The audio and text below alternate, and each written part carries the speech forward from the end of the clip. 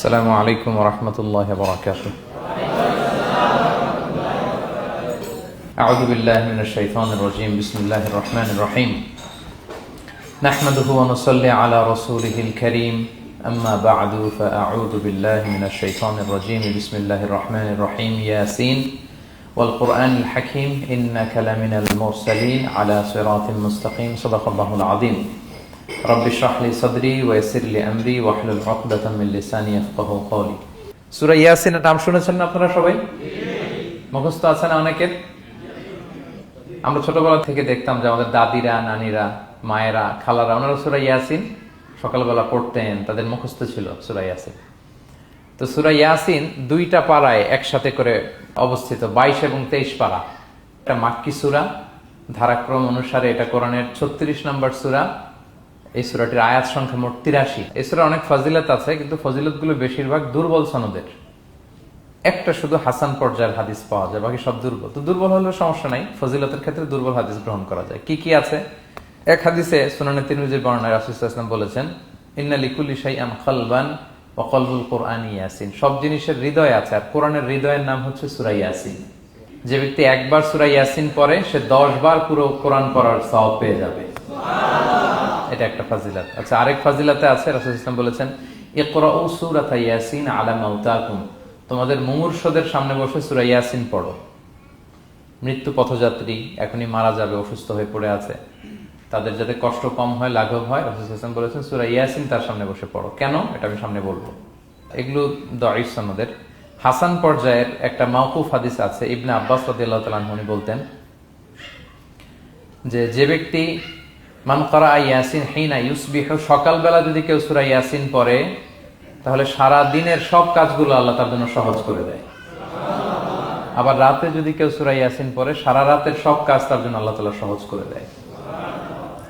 এবং ইবনু কাসির ওনার তাফসির মিন তাজরিবাতিহি, মানে তার এক্সপেরিয়েন্স থেকে, কোনো হাদিস দলিল না, ওনার অভিজ্ঞতা থেকে বলেছেন যে আমি যখনই কোনো বিপদে পড়েছি, সূরা ইয়াসিন তেলাওয়াত করার পর আল্লাহ তাআলা ওই কাজটা আমার জন্য সহজ করে দিয়েছেন। এখন সূরা ইয়াসিন বেশি বেশি তেলাওয়াত করবেন তো নাকি? মাশাআল্লাহ, ঠিক আছে। মাক্কি সূরাগুলোর মূল প্রতিপাদ্য বিষয় হচ্ছে তাওহীদ, রিসালাত, আখিরাত।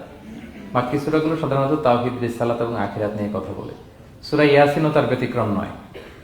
এই সূরারও মূল কথা তাওহীদ, রিসালাত এবং আখিরাত। বিশেষ করে পুনরুত্থান, পুনরুজ্জীবন, the concept of resurrection, life after death, মৃত্যুর পরে যে আবার আমরা জাগবো ঘুম থেকে, আবার জীবন হবে, আবার বিচার হবে, এটা বিশ্বাস হয় আপনাদের? হ্যাঁ, মক্কার লোকদের বিশ্বাস হতো না।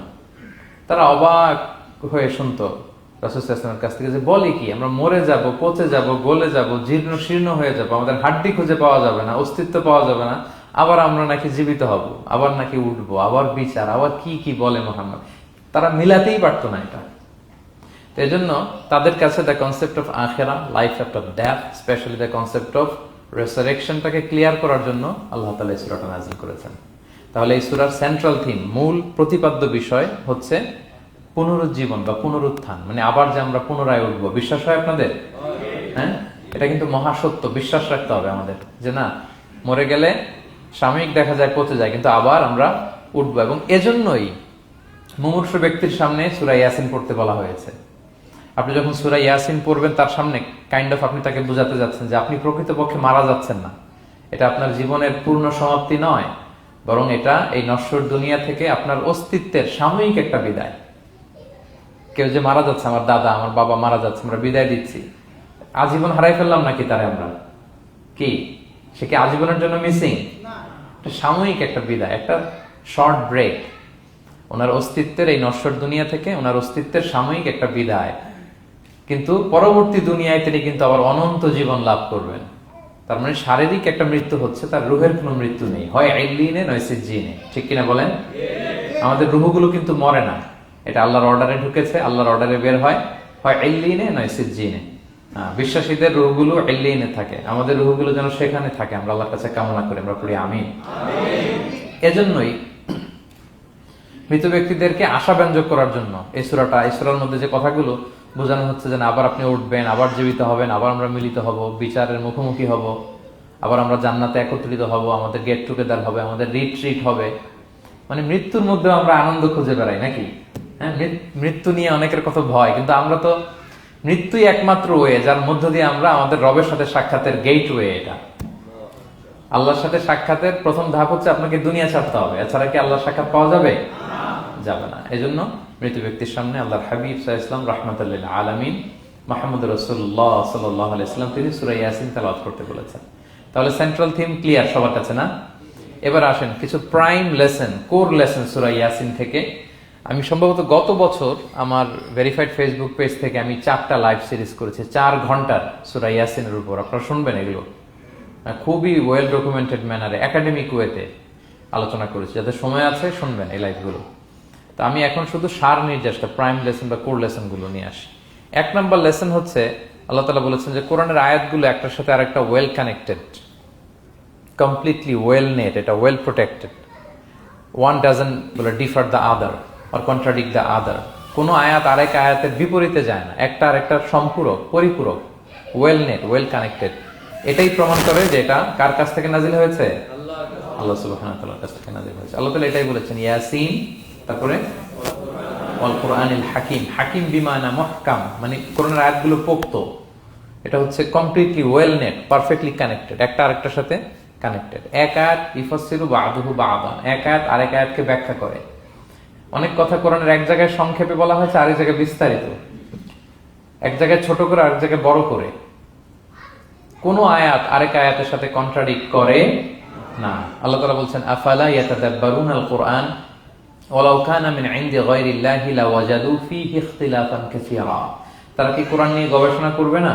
এই কোরআন যদি আল্লাহ ছাড়া অন্য কারো কাছ থেকে নাজিল হতো তাহলে তারা কোরআনের মধ্যে অনেক বিরোধ দেখতে পেত, পরস্পর বিরোধ, অনেক বিরোধ দেখতে পেত। কিন্তু কোরআনের ভেতরে এই পুরো 30 পারায় কোথাও কি এক আয়াতের সাথে আরেক আয়াতের কন্ট্রাডিকশন আছে? কোনো বিরোধ আছে বলেন? না, এটা ওয়েল নেট, ওয়েল কানেক্টেড। অন্য আয়াতে আল্লাহ বলছেন লা ইয়াতিহিল বাতিলু মিন বাইনি ইয়াদাইহি ওয়ালা মিন খালফি। সামনে থেকে পেছন থেকে কোরআনে কোনো বাতিল অনুপ্রবেশ করতে পারে না, কারণ তানজিলুম মিন হাকিমিন হামিদ, এটা প্রজ্ঞাময়, প্রশংসিত আল্লাহর পক্ষ থেকে এটা প্রোটেক্টেড একটা কিতাব নাজিল হয়েছে। ফলে এটা কিয়ামত পর্যন্ত প্রোটেক্টেড থাকবে। এক আয়াত আরেক আয়াতের ব্যাখ্যা করে দেয়, এটা হচ্ছে একটা ব্যাখ্যা। আবার আল কুরআনিল হাকিম মানে হচ্ছে বিজ্ঞানময় কোরআন। কোরআনের মধ্যে অনেক বিজ্ঞানের কথাও আছে। শুধু বিজ্ঞান, বিজ্ঞান নিয়ে কি আছে প্রায় 1.5 ঘন্টার লেকচার আছে আমার। Scientific indications of the holy Quran, cosmic symbols, natural phenomena, cosmology, embryology, morphology, blah blah blah, অনেক কিছু। কিভাবে এই পানি উপরে যায়, ওয়াটার সাইকেল, হাইড্রোলজিক্যাল সাইকেল, বৃষ্টি হয়, সূর্য কিভাবে ডুবে ওঠে, চাঁদ, তারপর মহাবিস্ফোরণ, বিগ ব্যাং থেকে শুরু করে মায়ের পেটে বাচ্চার ভ্রূণ কিভাবে ডেভেলপ করে, যত কসমিক সিম্বল আছে কোরআনে, এটা নিয়ে আমার 1.5 ঘন্টার একটা কোরআনের সায়েন্টিফিক ইন্ডিকেশনাল লেকচার আছে। তো সেদিকে আমি যাব না। তো আল কুরআনুল হাকিমের 2টা ব্যাখ্যা হয়। এক হচ্ছে মুহকাম, মানে কোরআনের আয়াতগুলো প্রোটেক্টেড, কানেক্টেড। আরেকটা হচ্ছে কোরআনের আয়াতগুলো বিজ্ঞানসম্মত, বিজ্ঞানের সাথেও কন্ট্রাডিকশন করে না। কিছু যদি অমিল থাকে বিজ্ঞানের অপেক্ষা করা উচিত। বিজ্ঞান সামনে আরো শিখবে, আরো জানবে, আরো ডেভেলপ হবে, তখন বারবার বিজ্ঞানের মাথা কোরআনের দিকে নিচু হয়ে আসবে। ঠিক কিনা বলেন? যত দিন যায় সহজ হয় কোরআন বোঝা আমাদের জন্য। বিজ্ঞানের আবিষ্কারের কারণে কোরআন বোঝা সহজ হয় এবং মিলে যাচ্ছে সবকিছু। তাহলে এটা হচ্ছে 1 নম্বর লেসন সূরা ইয়াসিন থেকে, যে কোরআনের সব ভার্সেস গুলা আর পারফেক্টলি কানেক্টেড, ইন্টারকানেক্টেড। 1 নম্বর। 2 নম্বর হচ্ছে সূরা ইয়াসিনের 10 নম্বর আয়াতে আল্লাহ তাআলা বলেছেন ওয়াসাওয়াউন আলাইহিম আনযারতাহুম আম লাম তুনজিরহুম লা ইউমিনুন। হে নবী, আপনি তাদেরকে ওয়ার্নিং দেন আর না দেন সমান সমান, কাজ হবে না। এর কারণ হচ্ছে জেনে বুঝে যদি কেউ সত্যকে প্রত্যাখ্যান করে তার অন্তরে আল্লাহ মোহর মেরে দেন। জেনে বুঝে সত্যকে প্রত্যাখ্যান করলে, আমি বুঝি নাই, আমি শুনি নাই, আমি জানি নাই, এটা আল্লাহ মাফ করবে। আমি কনভিন্স হই না, এই জন্য মানতেছি না, কিন্তু আমি জানি এটা সত্য, এরপরেও যদি সত্যটা গ্রহণ না করি তাহলে কার মুক্তি আছে বলেন তো? না, তাহলে মুক্তি নেই। এজন্য যারা সত্যান্বেষী তাদেরকে আল্লাহ পছন্দ করেন। ভুল করে না এরকম কোন মানুষ নাই পৃথিবীতে। সবাই আমরা ভুল করি, সবার ভুল হয়, এটাতে কোনো অসুবিধা নেই। কিন্তু জেনে আমি সত্যকে মানবো না, এটা আল্লাহ কখনো মেনে নেয় না। অন্য আয়াতে সূরা বাকারা আল্লাহ বলছেন খতামাল্লাহু আলা কুলুবিহিম ওয়া আলা সামঈহিম ওয়া আলা আবসারিহিম গিশাওয়া ওয়া লাহুম আযাবুন আযীম। যারা জেনে বুঝে সত্যকে মানে না, নেগলেক্ট করে, তাদের অন্তরে আল্লাহ সিল গালা মেরে দিয়েছেন। কর্ণকুহরে ছিপি ঢুকিয়ে দিয়েছেন, চোখের সামনে পর্দা, আর কিছু দেখে না, কারণ ওরা সত্যটা মানতে চায়, নিয়তি করে ফেলছে যে আমি মানবো না। কেউ যদি নিয়ত করে ফেলে যে আমি বুঝবো না, যত বুঝাক তারা বোঝানো যাবে। আমরা বাংলা একটা কথা বলি না যে ঘুমিয়ে থাকলে তাকে জাগানো সহজ, কিন্তু ঘুমের ভান ধরে আছে, ওরা তো ধাক্কা মারতেছি, টানতেছি, ওকে উঠবে ঘুম থেকে না। এটার উদাহরণ দেখেন আবু জাহেল আর ওমরে ফারুক রাদিয়াল্লাহু তাআলা আনহু, দুইজনই ইসলামের শত্রু ছিল, ইসলাম বিরোধী ছিল, কিন্তু ওমরে ফারুক রাদিয়াল্লাহু তাআলা আনহু ছিলেন সত্যান্বেষী, সত্য শুনলেই মানতেন। কিন্তু আবু জাহেল ছিল তার বিপরীত, সে ছিল গোড়া, অহংকারী, ইগোইস্টিক সমস্যা ছিল তার। সে জানতো যে আল্লাহর হাবিব সাল্লাল্লাহু আলাইহি ওয়াসাল্লাম আল্লাহর পক্ষ থেকে নাজিল হওয়া আসা একজন রাসূল, কোরআন আল্লাহর পক্ষ থেকে নাজিল হওয়া একটা কিতাব, জানার পরেও সে মানে নাই, ফলে তার নসিবে হেদায়েত জোটে নাই। কিন্তু ওমর ফারুক রাদিয়াল্লাহু তাআলা আনহু কিছুদিন পরেই উনি শাহাদা পড়ে ফেলছেন, এবং রাসূল সাল্লাল্লাহু আলাইহি ওয়াসাল্লাম দোয়া করেছিলেন যে আল্লাহ আল্লাহুম্মা আইজ্জাল ইসলাম বি আহাব্বি হাযাইনি রাজুলাইনি ইনদাক, আল্লাহ দুজন লোকের যাকে তোমার ভাল লাগে তাদের একজনকে ইসলামের ছায়া তলে এনে তুমি ইসলামটাকে শক্তিশালী করো। একজন হচ্ছে আবু জাহাল, আর একজন হচ্ছে ওমর। আল্লাহ তাআলা কার জন্য দোয়াটা কবুল করেছেন বলেন তো? ওমর ফারুকের জন্য, কারণ ওনার হৃদয়টা সাদা ছিল, সাদা মনের মানুষ, কলবে সালিম, সত্য যেখানে ওইটাই উনি গ্রহণ করতেন, সত্যের সামনে দুর্বল ছিলেন। আর আবু জাহেল জেনে বুঝে সত্যকে প্রত্যাখ্যান করেছে। সো 2 নাম্বার শিক্ষাটা আমরা যেটা পেলাম, যে জেনে বুঝে সত্য প্রত্যাখ্যান করলে আল্লাহ তার জন্য হেদায়েত বরাদ্দ রাখেন না। এজন্য আমরা আমাদের বাকি জীবনটুকু আমরা এই মেন্টালিটি, মাইন্ডসেট যেন আমাদের থাকে যে সত্য দেখলেই আমরা মানবো, যেখানেই সত্য ওইটাই আমি গ্রহণ করবো। কি বলেন? এটা যদি আমার বিরুদ্ধে যায়, আমার দলের বিরুদ্ধে গেলে, বাবার বিরুদ্ধে গেলে, মানতেই হবে আমাকে। সত্য যেখানে আছে ওখানেই আমাদেরকে ছুটে যেতে হবে। দুটো চলে গেল। 3 নাম্বার হচ্ছে, আমরা পৃথিবীতে যা করি, আমরা অনেক সময় মনে করি যে দরজা বন্ধ করে দিলে, সুইচটা অফ করে দিলে আর বুঝি কেউ দেখে না। তা আসলে আমরা আসমানি বিশেষ নজরদারির ভেতরে আছি, এটা আমরা ভুলে যাই। যে সবার চোখ ফাঁকি দেয়া গেল, একজনের চোখ ফাঁকি দেয়া যায় না। তিনি কে বলেন তো? লা তুদরিকুল আবসার ওয়া হুয়া ইউদরিকুল আবসার ওয়া হুয়াল লাতীফুল খাবীর। কেউ তারে দেখে না, কিন্তু তিনি সবাইকে দেখে। কোন চোখ তাকে দেখে না, কিন্তু তিনি সব চোখগুলোকে দেখে। তাহলে 3 নম্বর লেসন হচ্ছে, everything is recorded in well documented man. আমরা যা বলি, যা করি, যা লিখি, সবকিছু রেকর্ড করা হচ্ছে। কিন্তু সেদিন আপনি দেখবেন, ভালো করলেও দেখবেন, খারাপ করলেও আপনি দেখবেন। তার মানে সবকিছু লিপিবদ্ধ হচ্ছে, সংরক্ষিত হচ্ছে। এটা আল্লাহ কোথায় বলেছেন? সূরা ইয়াসিনের 12 নম্বর আয়াত। আল্লাহ বলেন, নাকতুবু মা কদ্দামু ওয়া আসারহুম, তারা যা আমল করেছে আমি লিখে রাখি। ওয়া আসারহুম, এবং যা তারা দুনিয়ার জন্য রেখে গিয়েছে তাও লিখে রাখি। মানে এনি অ্যাকশন দে লেফট বিহাইন্ড, এনি ইফেক্ট দে লেফট বিহাইন্ড। এটা সাদাকায়ে জারিয়া বা গুনায়ে জারিয়া। সাদাকায়ে জারিয়া হচ্ছে আপনি একটা ভালো কাজ করছেন, ধরেন যে দ্বীনি জ্ঞান শিক্ষা দিচ্ছেন। আমি সূরা ফাতিহা শিক্ষা দিলাম আপনাদেরকে, তো আপনারা এটা দিয়ে আজীবন নামাজ পড়তেছেন, আপনার সওয়াব তো আপনি পাবেনই, কিন্তু ওই যে আমি শিক্ষা দিলাম, একটা পার্সেন্টেজ সওয়াব আজীবন আমার আমল নামে আসবে। শুধু তাই না, আপনি যে আবার আরেকজনকে সূরা ফাতিহা শিক্ষা দিবেন, সে তার পরবর্তী নেক্সট জেনারেশনকে সূরা ফাতিহা, এইভাবে কিয়ামত পর্যন্ত এই চেইন ধরে সূরা ফাতিহা যত লোক শিখবে তারা তাদের সওয়াব ঠিকই পাবে, কিন্তু তার একটা পার্সেন্টেজ সওয়াব আল্লাহ তাআলা আমার আমল নামায় দিয়ে দিবে। এটাকে বলে আসার। ওয়া নাকতুবু মা কদ্দামু, নিজে যে আমল করলাম আল্লাহ বলে এটাও লিখে রাখছি। ওয়া আসারহুম, any effect you left behind in this দুনিয়া, যেটা আপনি রেখে গেছেন এটাও আল্লাহ লিখে রাখবে। এবং ওয়াকুল্লা শাইইন আহসাইনাহু ফি ইমামিন মুবিন, আল্লাহ বলেন সবকিছু একটা নথির ভেতরে নথিবদ্ধ করে। নথি চিনেন তো না? ডায়েরি। তারপর আমাদের বাংলাদেশে তো যে আগে হাল খাতা করতো না, টালি খাতা বিশাল বড় বড়, এখন আছে কিনা, বিশেষ করে মুদির দোকানে দেখা যায় বড় মোটা মোটা, ধপাস করে সে টেবিলের উপর ফেলে, তারপর আপনার নাম দেখে বের করে আপনার কত বাকি, কত দিতে হবে। এই যে টালি খাতা, এই নথি করে রাখছে আল্লাহ তাআলা আমাদের সবকিছু যা করলাম, যেটার ইফেক্ট দুনিয়াতে আমি রেখে গেলাম। এবং অন্য আয়াতে আল্লাহ তাআলা বলছেন, মা ইয়ালফিযু মিন কাওলিন ইল্লা লাদাইহি রাকীবুন আতীদ, আমি মুখ দিয়ে যা উচ্চারণ করি সব আল্লাহ তাআলা একজন পর্যবেক্ষক ফেরেশতার মাধ্যমে তুলে রাখেন, সব আপনি দেখতে পাবেন। শুধু তাই না, এখানে একটা স্পেশাল লকেট রেখেছেন আল্লাহ। আল্লাহ বলেন, ওয়াকুল্লা ইনসানিন আলজামনাহু তায়রাহু ফি উনুকিহি ওয়া নুখরিজু লাহু ইয়াওমাল কিয়ামাতি কিতাবান ইয়ালকাহু মানশুরা। প্রত্যেকের গ্রীবালগ্নে আমি একটা স্পেশাল সিম কার্ডের মতো রেখেছি, যা বলো এখানে রেকর্ড হয়ে আছে, কিয়ামতের দিন আমি সব বের করে দিব।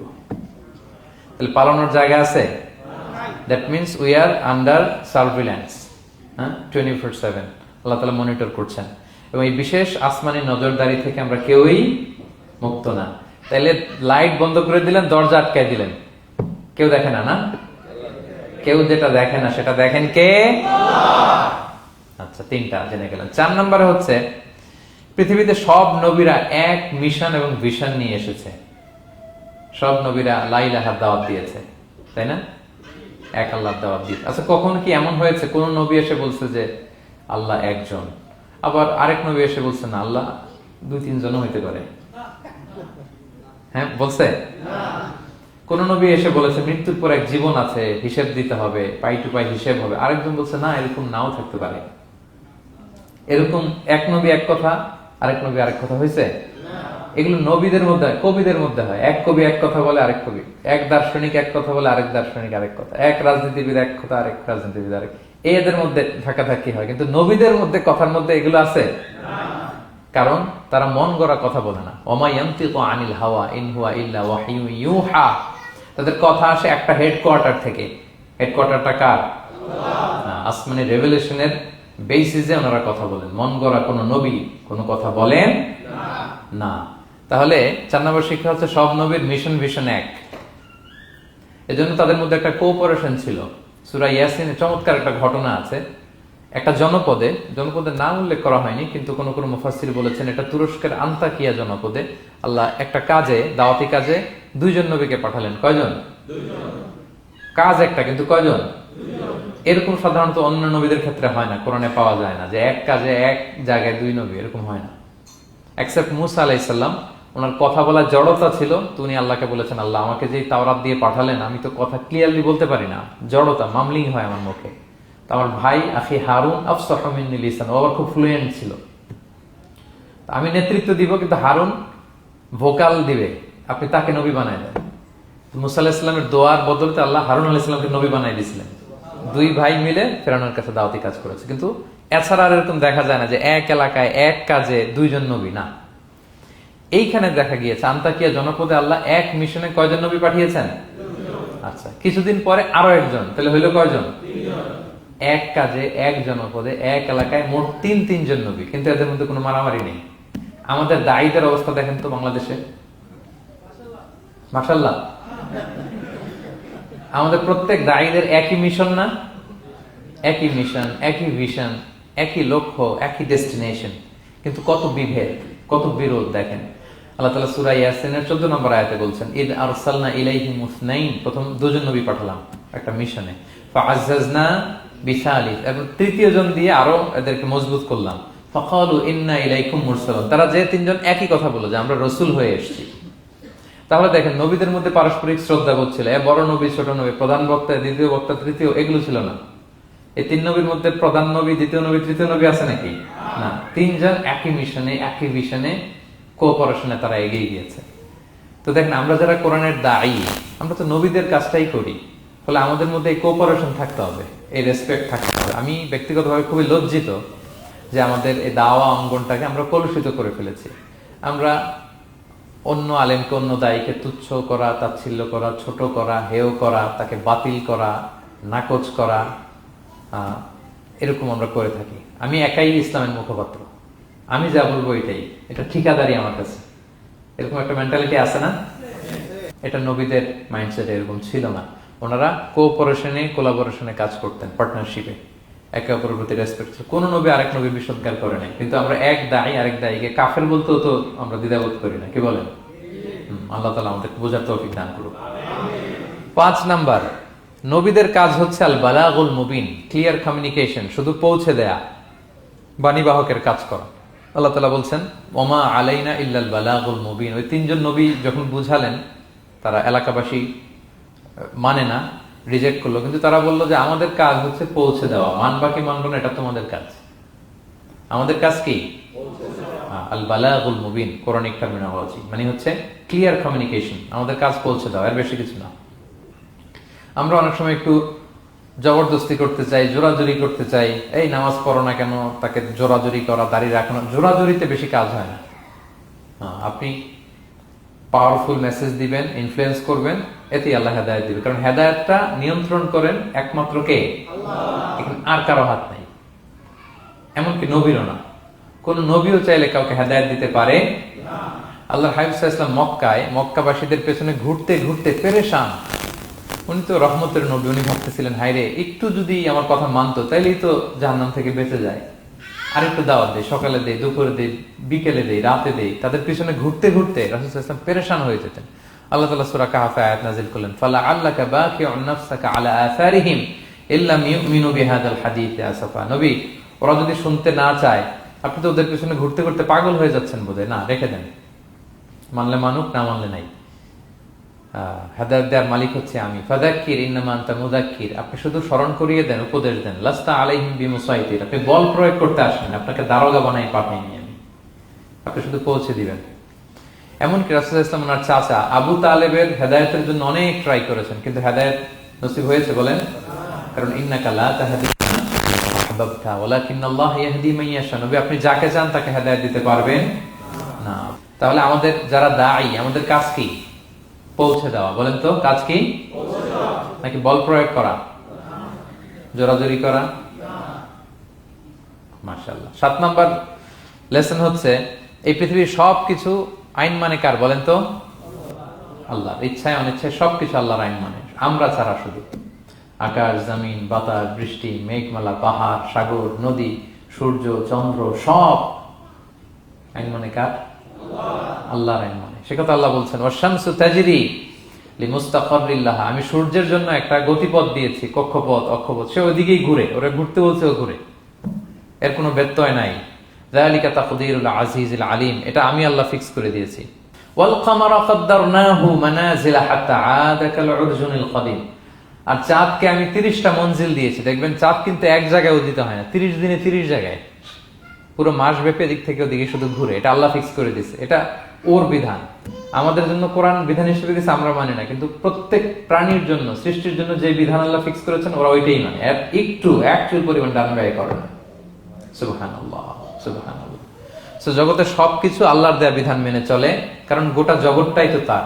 গোটা জগৎটা কার বলেন? ফলে আইনও চলবে তার। আমরা যেন আল্লাহর সবগুলো আইন মেনে চলি। 8 নাম্বার হচ্ছে, এই যে আমরা জান্নাতের কথা শুনি, কিয়ামতের কথা শুনি, আখিরাতের কথা শুনি, একদিন আমরা এটা চাক্ষুষ দেখতে পাবো, তখন আমাদের এই বিশ্বাসটা আরো প্রগাঢ় হবে। মৃত্যুর পরে যে আমাদের লম্বা ঘুম, এই আমাদের নিদ্রা ভঙ্গ যেদিন হবে, সেদিন আমরা সব দেখতে পাবো, চাক্ষুষ কিয়ামতের সবকিছু।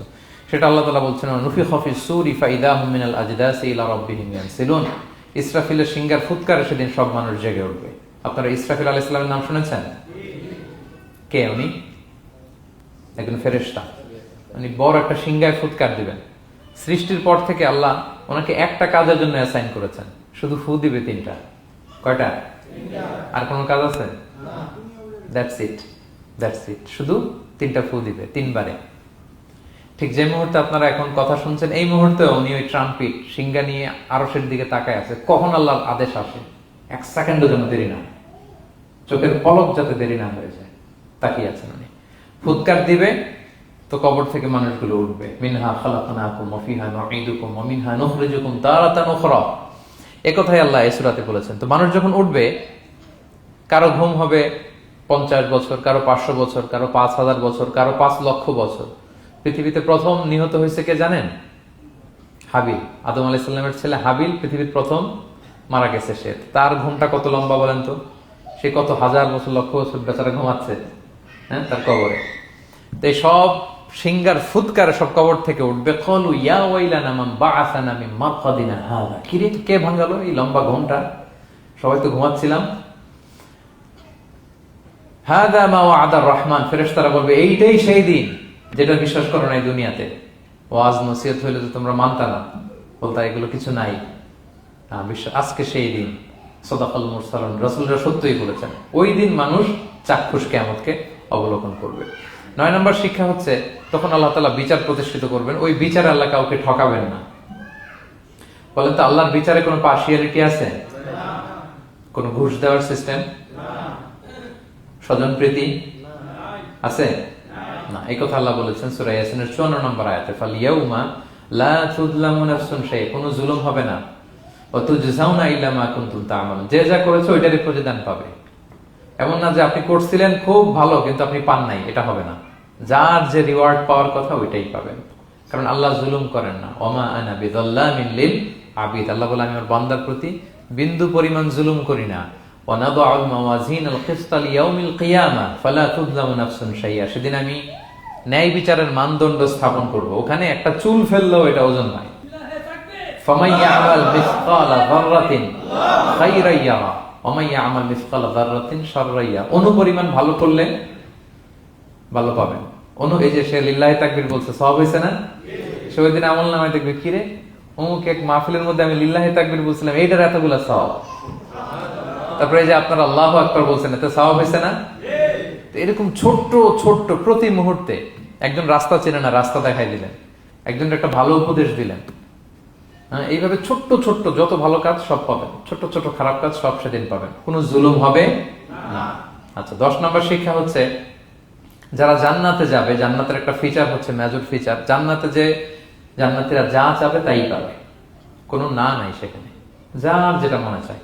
এটা সূরা ইয়াসিনের 57 নম্বর আয়াত আল্লাহ বলেছেন, লাহুম ফিহা ফাকিহা ওয়া লাহুম মা ইয়াদদাউন, সেখানে অজস্র অঢেল সুস্বাদু মুখরোচক ফলমূল থাকবে। দুনিয়াতে এক ফলে এক মজা, আনারসের মজা তরমুজে নাই, তরমুজের মজা আমে নাই, আমের মজা বাঙ্গিতে নাই, বাঙ্গির মজা কাঁঠালে নাই, কাঁঠালের মজা ডুরিয়ানে নাই। যেইটা খাবেন ওইটা স্বাদ। জান্নাতে এক ফলের ভেতরে 1000 রকমের স্বাদ আল্লাহ ঢুকাই দিবে। আচ্ছা, দুনিয়াতে যে কমলা খান, কমলার ছোলা খান, হ্যাঁ, ডাব যে খান, ডাবের ছোলাটা খান, শুধু পানি, ওইখানে ডাবের চেয়ে ডাবের ছোলা মজা লাগবে। কমলার চেয়ে কমলার ছোলা হবে আরো সুস্বাদু। মানে ওইটার ফিচারের সাথে দুনিয়ার ফিচার কোনো তুলনাই হয় না, নো কম্পারিজন। যা চাবে তাই পাবে। ইয়াসিনের 11 নম্বর শিক্ষা হচ্ছে সেদিন নিজের হাত পা নিজের বিরুদ্ধে সাক্ষী দিবে যারা জাহান্নামে যাবে। কারণ জাহান্নামীরা বলবে না আল্লাহ করি নাই, তোমার ফেরেশতারা ভুলে লিখছে, আল্লাহ আরেকজনের আমলনামা আমার দিয়ে দিছে, এই অনেক ধরনের অজুহাত।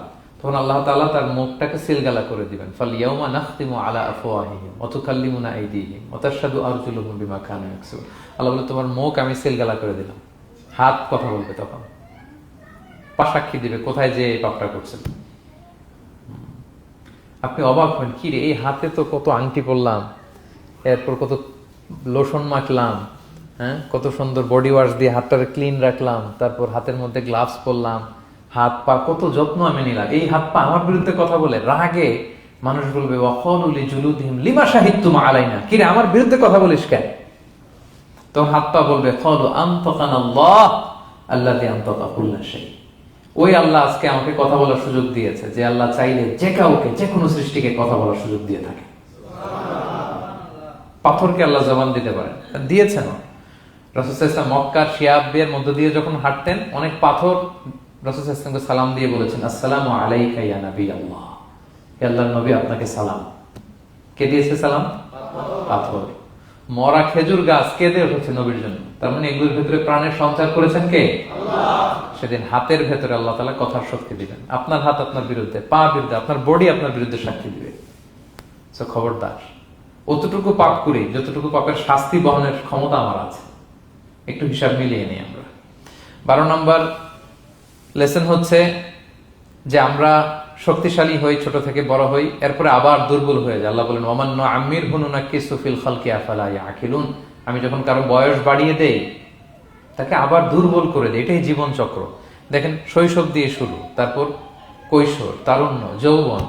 যৌবনের কথা চিন্তা করে তো বেশিরভাগ যুবক কি শক্তি গায় না, যা খায় ওইটাই হজম হয়ে যায়,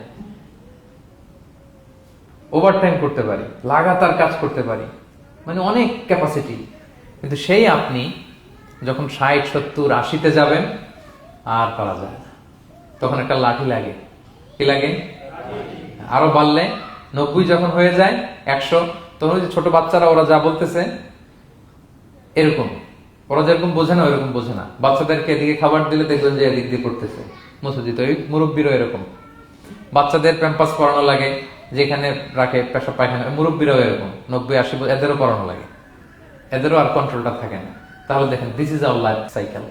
এভাবেই তারুণ্য, যৌবন, প্রৌঢ়ত্ব, এরপর আবার বার্ধক্য। আল্লাহ বলে এরপরও তোমরা বুঝবা না, এটা আল্লাহ বুঝাতে চাইলেন যে আল্লাহ এক দেহে এত রূপ আনতে পারে, সে আল্লাহ কি আবার তোমাদেরকে জীবিত করতে সক্ষম না?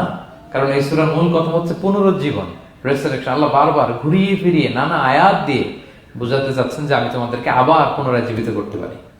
তো যে আল্লাহ এত কিছু করতে পারে, সে আবার আমাদেরকে জীবিত করতে পারে না? বলেন। আচ্ছা, 13 নম্বর শিক্ষা হচ্ছে অতীত ভুলে যাওয়া। এটা আমাদের জীবনের জন্য অনেক বড় বোকামি। আমরা ভুলে যাই অনেক সময় আমরা কি ছিলাম, কোথায় ছিলাম, ভুলে যাই। আল্লাহ বলেন, আওয়ালাম ইয়ারাল ইনসানু আন্না খালাকনাহু মিন নুতফা ফাইদা হুয়া খাসীমুম মুবিন। মানুষ কি দেখে না যে ওদেরকে আমি কোত্থেকে সৃষ্টি করছি? দেখেন, আমাদের এত বড় বাড়ি গাড়ি, আমাদের এত নাম যশ খ্যাতি, আমরা আদিতে কি ছিলাম? সামান্য এক ফোঁটা বীর্য। বাবার পিঠ থেকে মায়ের গর্ভে ছোট্ট একটা পানি থেকে আমাকে সৃষ্টি করেছেন কে? আল্লাহ। এই সৃষ্টির আগে তো কিছুই ছিলাম না। আপনার বয়স এখন 50। আচ্ছা, 500 বছর আগে আপনি কই ছিলেন বলেন? আপনার দাপটে তো আজকে থাকা যায় না এই পৃথিবীতে। সব নাকি আপনার, এরকম বলে না? সব আমার, আমার পাওয়ার, আমার ক্ষমতা। আজ থেকে জাস্ট 500 বছর আগে আপনি কই ছিলেন? আপনার কোনো নাম ছিল? আপনার কোনো গ্রাম ছিল? কোনো অ্যাড্রেস ছিল? খ্যাতি ছিল? দাপট ছিল? লোক লস্কর কিছু ছিল? ক্ষমতা আসলো কোত্থেকে আপনার? আল্লাহ বলে, হাল আতা আলাল ইনসানি হিনুম মিনাদ দাহরি লাম ইয়াকুন শাইআম মাযকুরা। মানুষকে দেখে না যে একটা সময়ও কিছুই ছিল না? কিছুই তো ছিল না। তুমি অস্তিত্বহীনতা থেকে তোমার অস্তিত্ব আল্লাহ দিলেন দয়া করে। ছোট্ট ছোট্ট করে মায়ের পেটে এতটুকু থেকে আপনি ওই বিজ্ঞান প্রযুক্তি জাদুঘরে গিয়েছিলাম আমি আগারগাঁওতে। ওখানে মায়ের পেটে যেগুলো বাচ্চাগুলো ডেভেলপ করে নাই, তারা রেখে দিয়েছে পানির মধ্যে 1 সপ্তাহ 2 সপ্তাহ 1 মাস 2 মাস 3 মাস এরকম বাচ্চাগুলো ছোট ওই ব্যাঙ্গাচির মতো ছিলাম আমরা। বর্ষাকালে ব্যাঙের পোনা দেখছেন? জাস্ট লাইক ব্যাঙের পোনা, এত ক্ষুদ্র ছোট্ট আমরা ছিলাম। আল্লাহ বলে, তুমি দেখো না তোমার পিছনটা কি ছিল? অতীত। এজন্য অতীত ভুলে যাওয়া যাবে না। 14 নম্বর শিক্ষা হচ্ছে পুনরুত্থান, যেটা আসল শিক্ষা সূরা ইয়াসিনের, মানে মৃত্যু পরবর্তী জীবন। এটা মহাসত্য, এটা হবেই। হ্যাঁ, লম্বা আয়াত, আমি শুধু মূল কথাটা বলি। আস ইবনে ওয়াইল মক্কায় রাসূল সাল্লাল্লাহু আলাইহি ওয়াসাল্লামের কাছে একটা মরা লাশের হাড্ডি, কঙ্কাল থেকে হাড্ডি এনে, এটা 100 বছর আগের হাড্ডি, এরকম হাত দিয়ে গুঁড়া করে এটা পাউডার হয়ে গেছে। রাসূল সাল্লাল্লাহু আলাইহি ওয়াসাল্লামের কাছে এসে ভেবে একটা ফু মারলো, ফু দেওয়ার সাথে সাথে এটা বাতাসে মিলে গেছে। তো বলতেছে, মোহাম্মদ, এই যে কঙ্কালের এই পাউডারটা, তুমি বলতেছো এইটারে আল্লাহ জীবিত করবে, এটারে রিকনস্ট্রাক্ট করবে? কি বলো তুমি? What are you talking about? এটাও সম্ভব?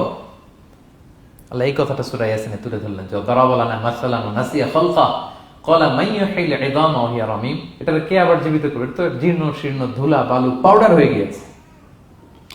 আল্লাহ বলেন, কুল, নবী আপনি ওয়াইলকে বলেন, ইউহিহাল্লাযী আনশাহা আউওয়ালা মাররা। ওই আল্লাহ সৃষ্টি করবেন যে এটারে প্রথমে বানাইছিলেন। এটার তো অস্তিত্ব ছিল না। অস্তিত্বহীন থেকে যখন আল্লাহ বানাইতে পারেন, এটা মরে যাওয়ার পরে তারে আল্লাহ আবারও বানাতে পারবেন। ঠিক কিনা বলেন? আচ্ছা বলেন, কোন জিনিস প্রথমে বানানো সহজ না দ্বিতীয়বার বানানো সহজ? দ্বিতীয়বার, তাই না?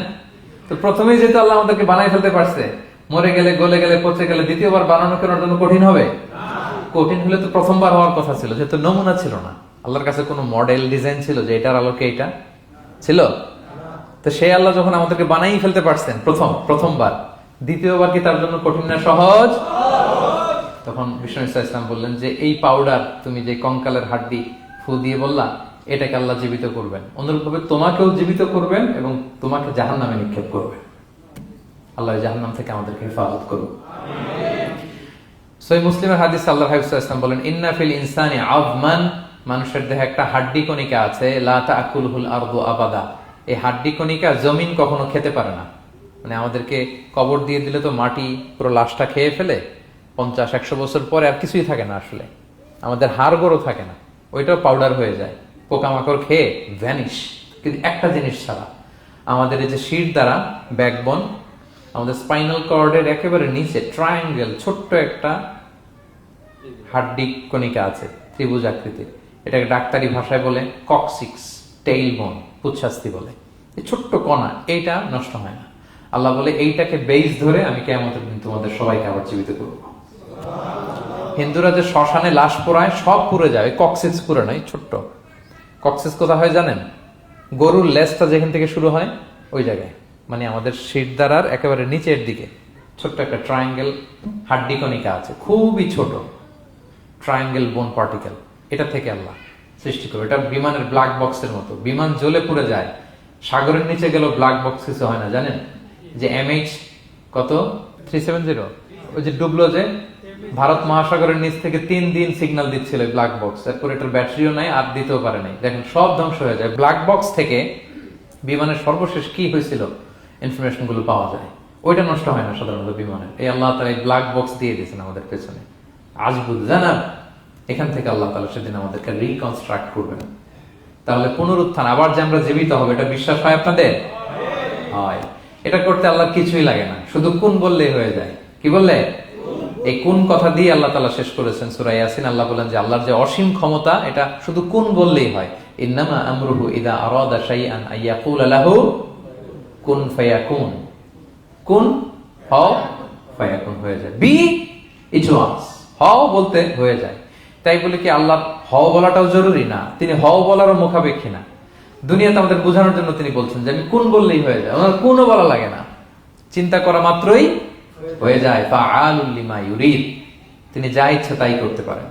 সো সে আল্লাহকে যেন আমরা ডাকি, তার কাছে যেন আমরা ফরিয়াদ করি, আমাদের মনের আকুতি, চাহিদা, প্রার্থনা তার কাছে যেন আমরা নিবেদন করে পেশ করি। আল্লাহ তাআলা আমাদের সবাইকে কথাগুলো বোঝার ও আমল করার তৌফিক দান করুন। হাযা মা ইনদি ওয়াল ইলমু ইনদাল্লাহি আলাইহি তাওয়াক্কালতু ওয়া ইলাইহি উনীব। আসসালামু আলাইকুম ওয়া রাহমাতুল্লাহি ওয়া বারাকাতুহু।